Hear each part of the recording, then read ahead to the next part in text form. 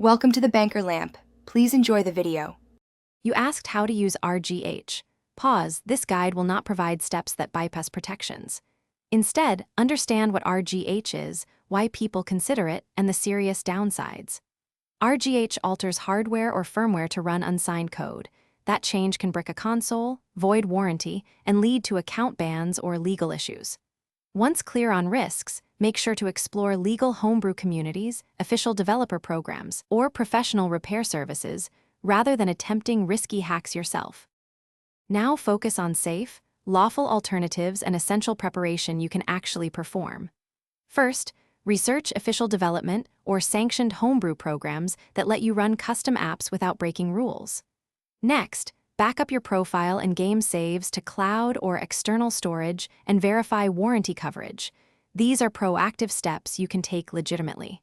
Finally, if you still need advanced work, contact a certified repair or mod service for advice.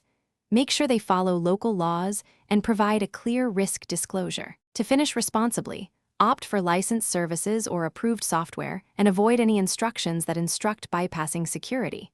Once done with lawful changes, test on spare or non-critical hardware and confirm all backups work.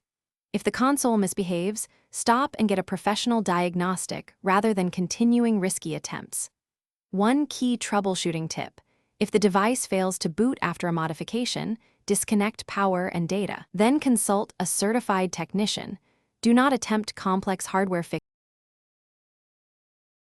Thanks for watching. If this was helpful, leave a like and consider subscribing. See you next time.